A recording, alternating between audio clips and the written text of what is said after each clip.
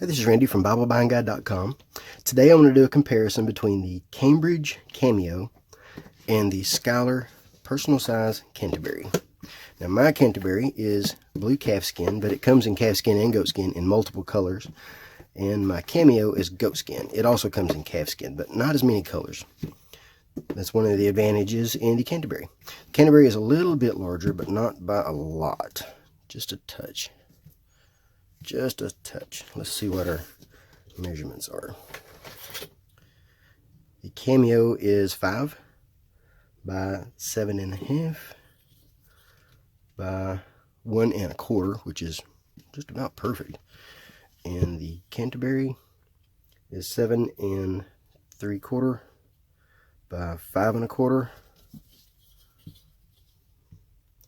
by 1 just under 1 1/2. 1 3/8. And let's weigh them. We might as well go right in. So you're singing my song. Yes, I sniffed my leather. Don't judge me. The Canterbury is 1 pound, 7.3 ounces. And the Cameo is 1 pound, 4.5 ounces. So just a touch lighter, but they're both right in the same range. Not a big deal either way. So let's take a look at what we got here. So nice goat skin. Feels good. It's really, it just feels great. Synthetic liner, edge lined. While this calfskin edition, the calfskin edition is paste down, and it's got a smooth feel to it. It looks really nice. Raised ribs. I like the look and feel of both of these. Now, mine is the older edition of the Cameo, so it doesn't have. It's got an older paper.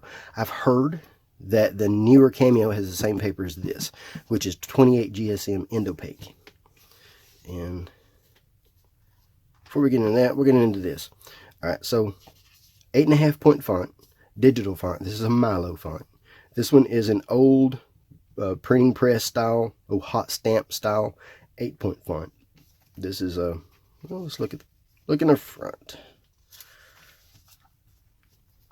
It's a petite medieval Clarendon font. Both are bound in the Netherlands.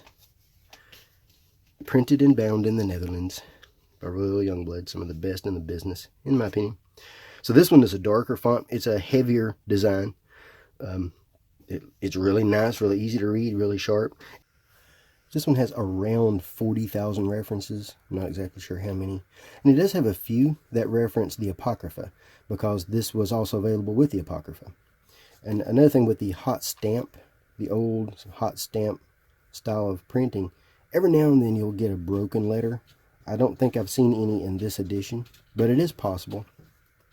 It's got the old style self-pronunciation marks, where it shows you how to pronounce the syllables and which syllable gets the stress mark. This one has the more of the American style, which just gives you the syllables with the which syllable gets the stress. Now this one also has section headings, and then it has 55,000 cross references in the footer, but it does not include footnotes. So it also has red verse numbers, which look really nice, and then a decorative drop cap, which takes, see, 1, 2, 3, 4, 5 lines. Looks really, really elegant. Then red highlights in the header also. Looks really sharp. And then one thing that stands out is the Book of Psalms is in single column instead of double column.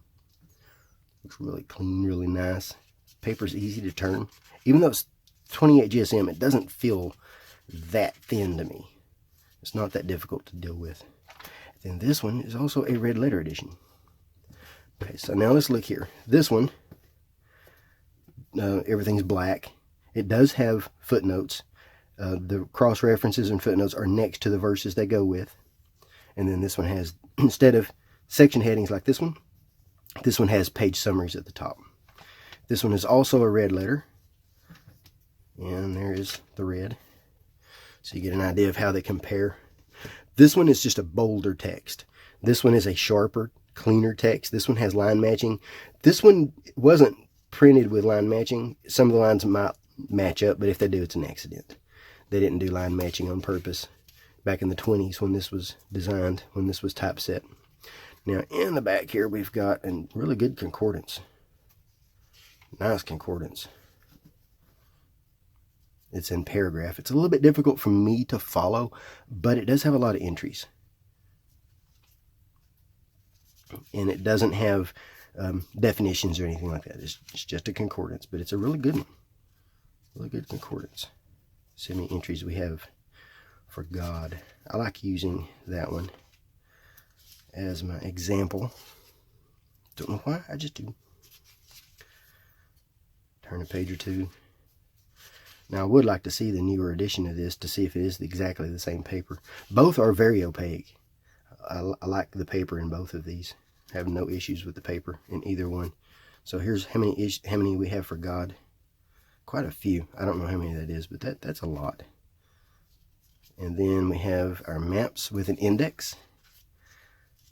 And the newer one would have the color-coded index. This is an older edition, but and then this is also the older maps. The newer one would be more like what you'd see in the new Concord or some of those, which I've also shown on this channel. And that's it. 2 red ribbons. It's an elegant Bible. Art gilt edges. It feels really nice. Elegant Bible. They both are. They're both elegant Bibles. This one, instead of having a concordance, it has lined pages for notes.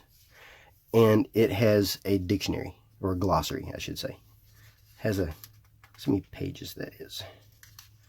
So 1, 2, 3, 4, 5, 6, 7, 8, 9 pages. Not all words have changed meaning, but words that are no longer in use, archaic words that we don't use anymore, or have changed meaning, like ye, and then things like prevent and describe, things like that. And then some pages for notes. Not sure how many pages that is. It's not a lot of pages, but it's enough to get some notes in there. You can use this as a teaching Bible if you wanted to jot down some things. And then Bible maps. I love these maps. I love these colors. Some of my favorite colors in any of the maps. Look really sharp. This one does not have a map index.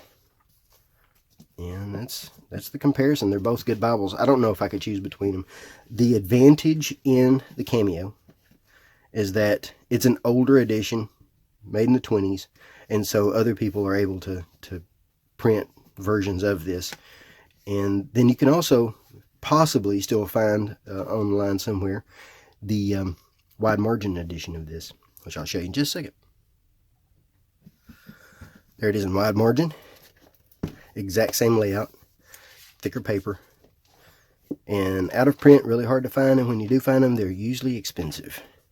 Other than that, they're the same Bible, same concordance. Probably going to find different maps in the back because this is an old setting, really old Bible.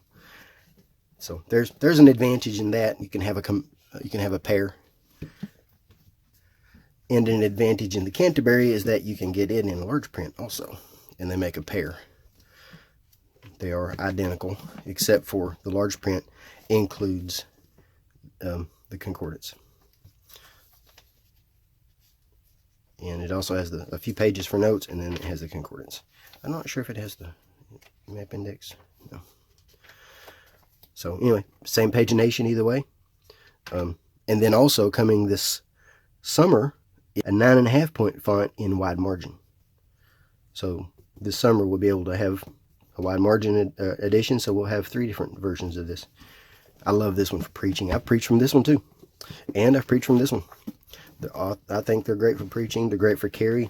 They make great ministry Bibles. They're good for your only Bible. If you know, if that's all I had, I'd be happy. So 8-point font, 8.5-point font.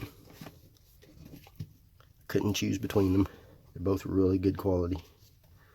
So do you have these? And if so, which do you like better? And just, if you don't have them, which do you like better? Let us know in the comments. Thanks.